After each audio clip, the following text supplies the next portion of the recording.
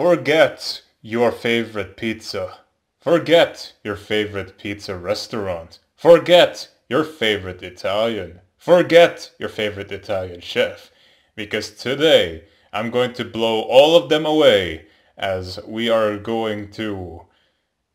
Wait, I'm not gonna blow your Italian chef. What am I doing? Anyways, this is the Bavarian Pizza. And I am showcasing you the wonderness of the Bavarian coat of arms. But enough of that, because now we're gonna go into the interesting ingredients of this. What's up everybody? This is Storm from Storm and Blackbird, back with another cooking video. Oh man, it's public this time, so it must be huge. Of course it is. Why wouldn't it be? So, why the hell am I doing another Bavarian thing today? Well, first of all, I am Bavarian, I live in Bavaria, and I do everything in Bavaria. So, it's natural that I do everything, including anything that revolves around food, in Bavarian. Which means I will eat everything like a Bavarian and as a Bavarian. Cool stuff. So, I have seen recently on Twitter that something horrendous has happened. You see, on Twitter I saw 343 Industries receiving pizza. Now there's nothing wrong about that. It's because the Master Chief Collection got announced to be released on Steam, Windows Store, so on the PC. And what really angered my sanity here is that we kind of dodged a bullet here. We could have had the whole media just blaspheming the entire Halo community because we gave pizza to 343 Industries. But how? We made the pizza delivery orders that require a restaurant to do. That's not a problem either. That will hype up the economy. But in order for the pizza to get to 343 Industries, they had to be driven there. And I saw so many pizzas in that studio. And I must say, I am glad we somehow did not get the attention of anyone in the media for that horrendous treason against the environment. My God, I can't believe that I am filled with people in a community who are very sadistic to see the environment destroyed, just like Master Chief, the Halo ring in Halo 1. Man, I am surprised as anyone here. So, that's the only reason why I'm doing a pizza today. I'm going to show you how to make a pizza. I'm going to show you how to make the pizza ground. And the ingredients, I don't care how you even put in here, I'm going to do it Bavarian. And just like last time, Bavarian lasagna, this is going to be something you'll never see ever again. Because I'm honestly shocked that you'll probably find any of these ingredients over where you live. So, let's go to the back and to the front. So we got wraps, oil, we got flour, we got pepper, we got sugar, we got salt, we got fleur de sel, which is sea salt, along with yeast, along with sodium bicarbonate. Oh, we're gonna get to that. We got sauerkraut. Oh yes, sauerkraut is going to be something here. We've got caraway, we've got some cheese, specifically very soft cheese. Then we've got fresh cheese, well, specifically Camembert, or Camembert, or Camembert, however you want to pronounce it. We've got Bayleef, we've got Junipers, we've got, this is Vinegar, this is radish, or in German it's Radischen, which literally means little radish, garlic, onion, one of each, one piece in a garlic. You can tell it's a good garlic when you bashed a vampire with it and there's blood on it, so it's already a holy artifact. We've got chives, 5 pieces to be exact. If you can't find chives in your backyard, steal some from your neighbor. They don't really care, I guess. We've got liver cheese again, and white sausage, the Bavarian or the Munich style one. And all this in probably 2 hours or something. Well, we'll get there. So first of all, you got your somewhat warm water, and we're gonna put in our yeast. So yeast is a fungus, and it's alive. If I can get this thing to open, maybe they would stop dying. There we go.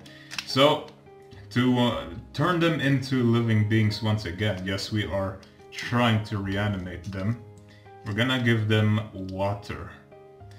Now we're gonna use the dry variation and not the fresh ones, which have a ridiculously short lifespan once you open the pack. This lives on for like 2 years. And it smells like it just came out after 2 years without showering. Ugh. But that's a fungus for you. So I guess that's the amount enough.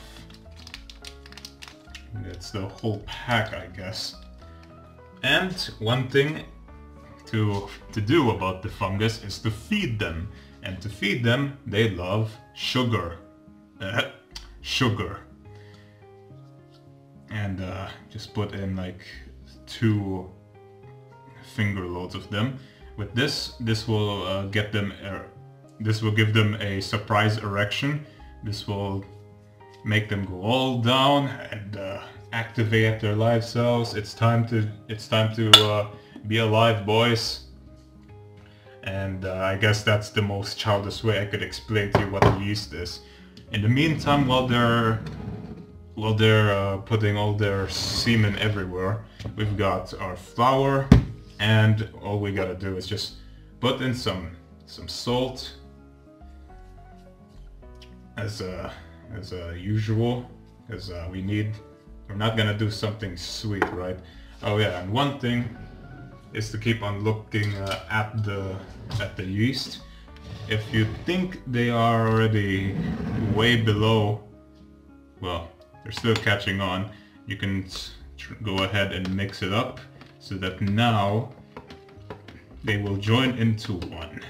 Once that's done, shake up the salt inside the flour, because the moment the yeast comes in contact with the salt is when they die. So it's got to be at the bottom, and you just shake it down because salt is heavier.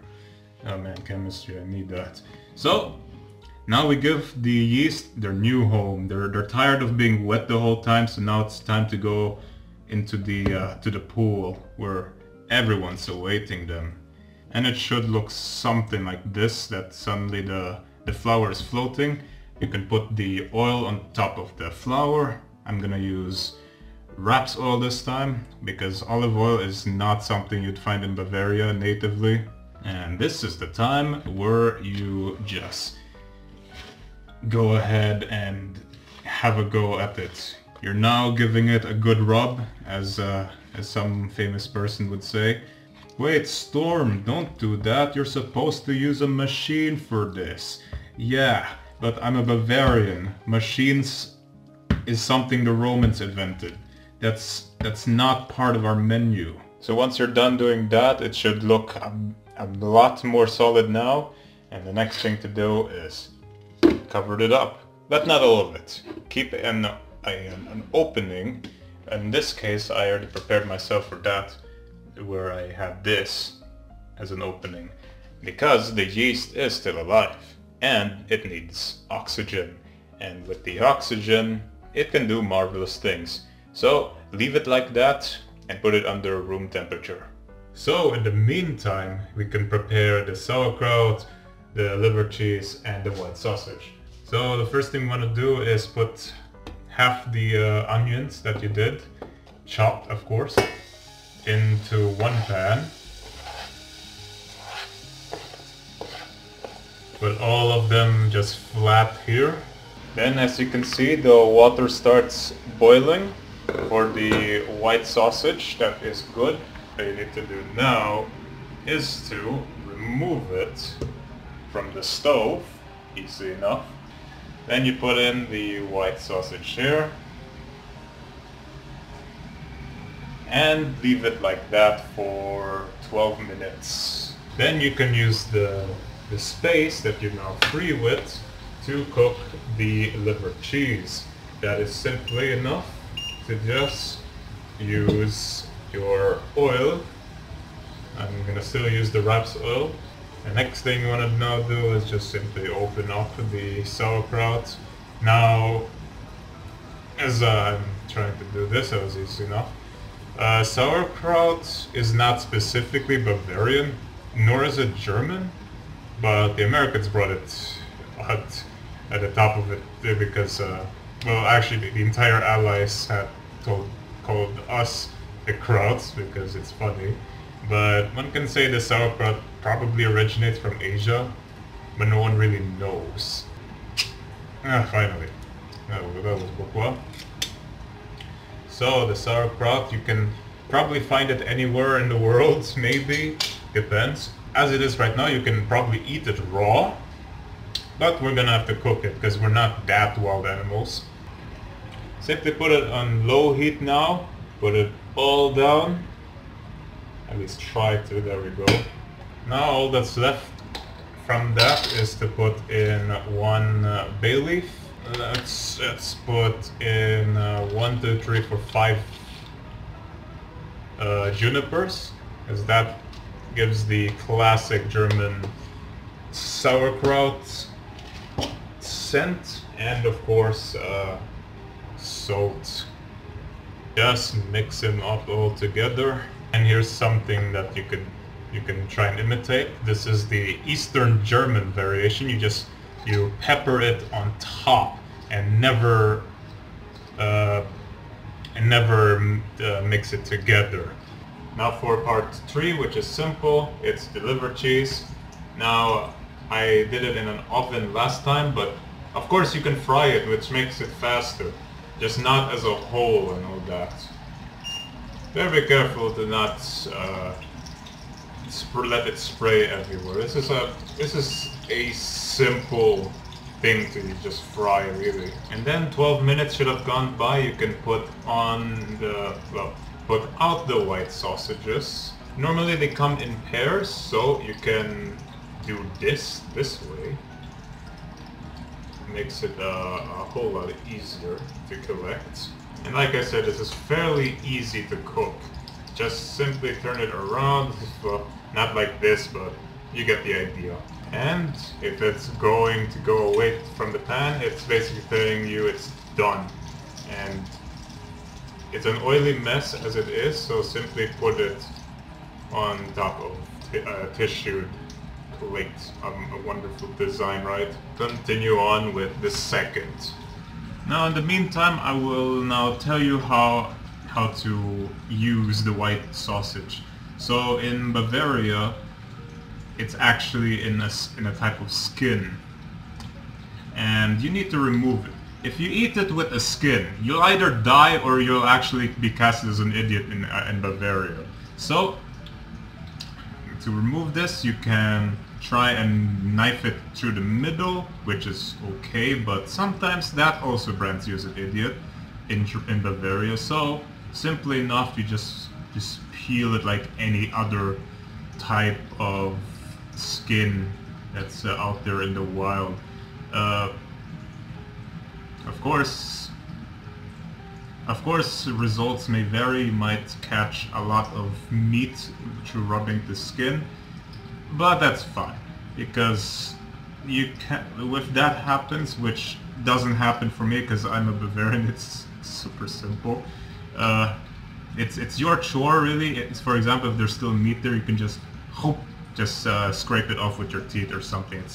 It's nothing bad. White sausage is my favorite type of sausage ever, because it's just so traditional.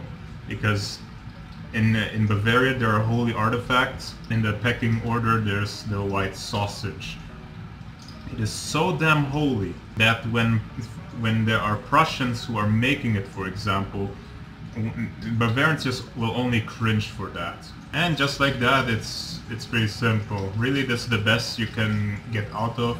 This is maybe the worst, because I don't know how this skin just kind of wanted the meat. Oh well.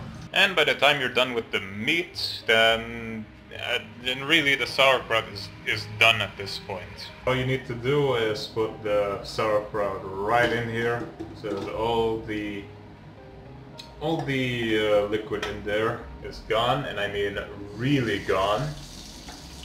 Because we don't need that in the pizza, we got enough of that. Now, the question is, are you ready for this?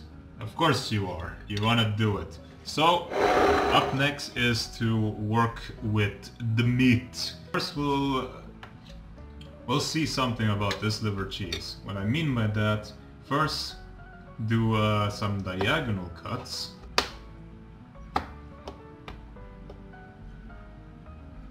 And then some more diagonal cuts. Do you recognize how these look like? Yes, these are the Bavarian routes. Basically, what I showed you before, the flag design, this is paying homage to the von Wittelsbach coat of arms. Not everything is supposed to have the same shape, but it should have the decent shape of it, right?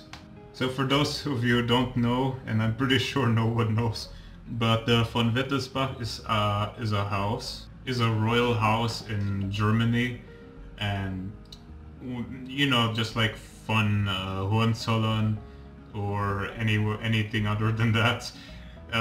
Basically, von Wittelsbach ruled Bavaria for 8 centuries in the after they unified the Bavarian region, calling it, well, Bavaria. And from what I can know, it even reached to Denmark, the dynasty, for a wee bit. I think the most famous von Wittelsbach, I'm sure he is one, was Ludwig. He created Schloss Neuschwanstein, that castle that's inspired on the castle for Walt Disney. Where, yeah, that thing. And they stayed for the longest of times in Bavaria until Bismarck unified Germany the first time. And, well, that's all there is, I guess. They continued on to live. They did not... Well, monarchies are not allowed in Germany, I guess. But von Wittelsbach is still alive. I think the current king, or, well, the ruler, the head of von Wittelsbach, is alive. He is in Munich. Oh yeah, and on the white sausage, just cut them in pieces like so. Now the next thing is the cheese. Well, any pizza without cheese is not a pizza, right? Unless it's something special. But Bavarian cheese is something completely out of your mind. So, Australia has Vegemite? Or was it something else? I don't know anymore, but you get the gist. There's a bread spread in Bavaria called OBATZDA. OBATZDA is... It's gonna blow your mind because I'm gonna make one for you. So, first we're gonna open up the Camembert. Why French cheese? Blame Napoleon for giving us Camembert in Bavaria and calling it a big shot. So I chose Camembert this time. It stinks! Like, holy shit! But that's good. So, we'll cut a couple of pieces here. And be careful. Once you buy Camembert, you have to, well, any type of soft cheese, you'll have to consume it quickly, because they do not last that long. I just made a Pac-Man face.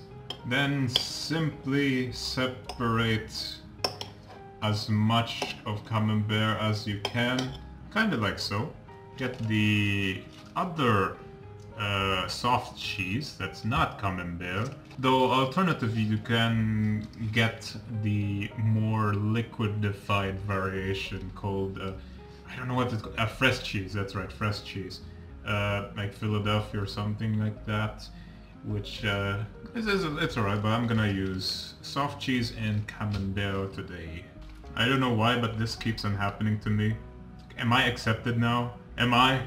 Now, what you want to do with them is use a fork and crush the living shit out of them so that they kind of merge into each other, and hope to God it does. Ugh, good shit. Then you get the vinegar and pour it in here. Voila. Put it a bit of salt.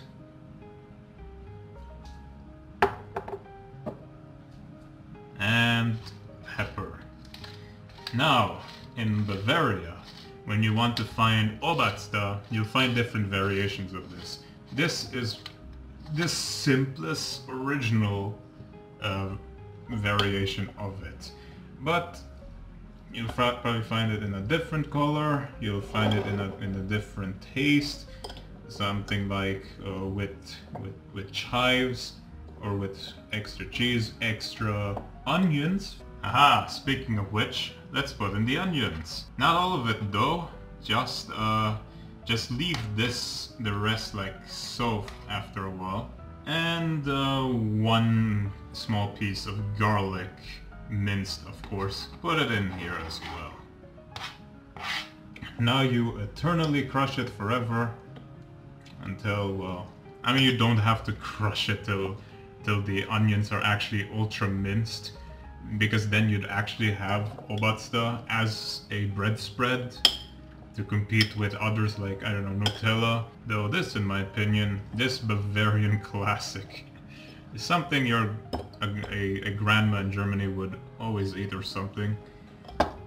And today it's a delicacy really, but you can still find it in supermarkets or in discounters. It's a nice thing to try. We've got ourselves our cheese, the OBATZDA. And last but not least, the little radishes. Oh boy, where do I start? These things.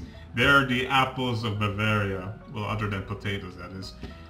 Little radishes, my god, where do we start? You can eat it like so. You can pick it out of the tree. What am I talking about? It's from the ground. Find something that grows in the ground. That's wonderful. So all you need to do is make sure it's just a centimeter wide, and sometimes you can get the cuts real good here. It's just that the inner side of it is super slippery. But hey, this is our vegetable of choice today, right? Oh my goodness. First of all, it's spicy.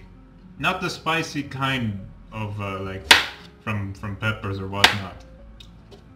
It's a simple yet effective sharpness, I could say. And after an hour, yeah, it took that long amount of time, you've got this now. It's twice as big.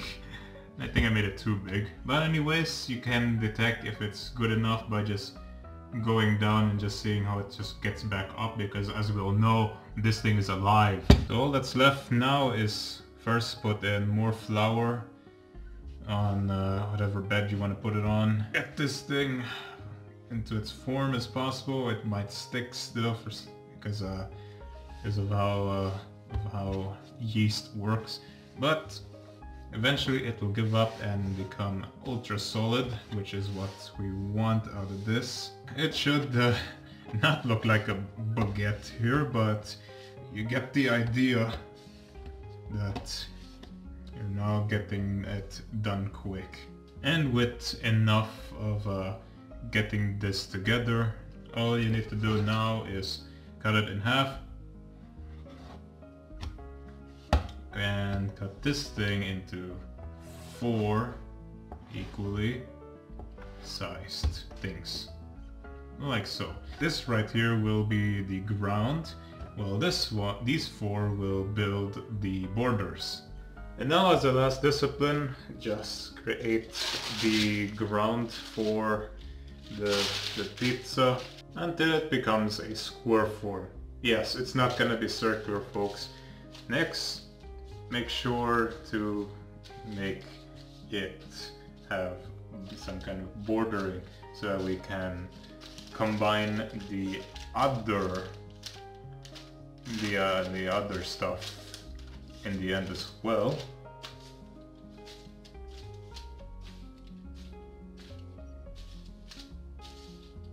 Now flatten them a bit, put a little bit more flour. Now we're gonna press it together, and now you got this form with some really high borders, which will be very useful in the end.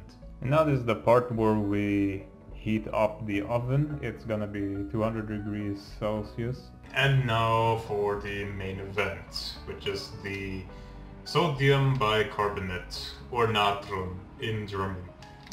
This is gonna be really dangerous, so I highly advise you when you use this for the first time, you use gloves. Now, first we cook a small amount of water. I'm gonna let you go through the whole process because this is toxic in the wrong situations, of course. Right now you can touch it, you can taste it, just don't. But once you heat this thing up, this thing has a toxic reaction that we don't want to have. So anyhow, let me just cut this thing open. And now it's gonna cook here. The water, I mean. Just get it to maximum capacity here. You do not want to touch anything that will come out of this afterwards. So sleeves up, and now put the sodium in.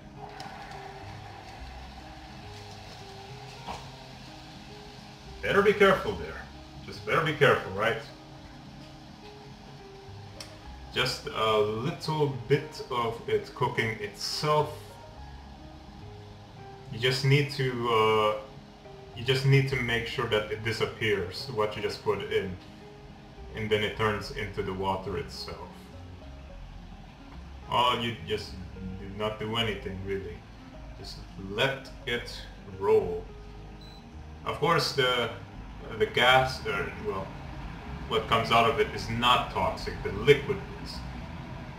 That's really just the water getting damped out. And the only thing that's really dangerous is the liquid. And that's all you need to know. Now it should look like this. Pretty simple. It's like nothing has changed, but this is the magic right here. Now with the newly won sodium bicarbonate liquid form, you need a brush and get it all in the brush side. Do not touch this ever again. I'll just clean it up afterwards. And only paint the border parts. Now that should be all of the border done. You can now have a good feeling that you've done something in chemistry without anyone's help. Now with it being all wet and soggy, it's time to use the fleur de sel, or sea salt, only on the border. This is the key. So just do it so sparingly, of course. Of course, sea salt is salty as shit, so you don't need to use it. And preferably when people see pretzels with this kind of salt, they just remove it, because, well, it's justifiable really. These are just horrendously salty. And now we get into the toppings. First, let's put in the sauerkraut. I removed the juniper and the bay leaves already, so it should be fine now. And before doing any organizing, put the rest of your onions in this pile of sauerkraut, and then the Caraway, all as such. Then press this into the ground to make it flat as possible. And now for the greatest ingredients. So first do it like this. Press the liver cheese on like this. First with the best shapes that you made, until it somewhat hits the other corner. And make sure, like, oh, the word is diamond, by the way, not a round. Make sure that it is parallel to each other. Let me find a good shape again. Here. And I can put in a small one as a finisher. Crazy. Then to follow up, put the second one as such on that pile. Then a useless one right here, just as it's small enough. Now in the end it will not connect anyway because they're all different shapes, but I guess you can say do your best. Now, like I said, this doesn't have to be perfect, but something like this should look like it. Now putting in the white sausage pieces as so. Not bad, I used up all of my white sausages, great stuff. Next, the little radishes. Next is the OBATZDA. To do this, you just grab a spoon of this, bam, bam, bam. Make sure they don't fall off. And as usual, bam. And it should look something like this. Pretty great. Just pepper it a little bit. And now put it on the bottommost part of the oven. Once again 200 degrees Celsius. And we'll get back to it in 15 minutes. Now after 15 minutes are done, you take out the pizza, and the last ingredient will come in, which are the chives. All for the chives. So just cut them along the lines here and here. The problem with chives is that they do cook way faster than everything else here, so that's why they come in the last minute of this pizza. And now put it in the middle of the oven and leave it like that for 15 minutes. And after a long while, now it's done. As you can see, the sodium bicarbonate made sure that the border actually becomes somewhat brown, reddish, and gives it the pretzel look, which makes it the Bavarian pizza Bavarian. What with all the other toppings on it. So after taste testing it, I can say this is gorgeous. Can't believe it went like this as well. It has a thin ground, but the border of it is simply pretzel, how I imagine it to be. So take care everybody. This is how a Bavarian pizza might look like. Otherwise anything can look different as well, because different toppings in your choice. But overall, I hope you enjoy a great week. And hey look, I made Pac-Man.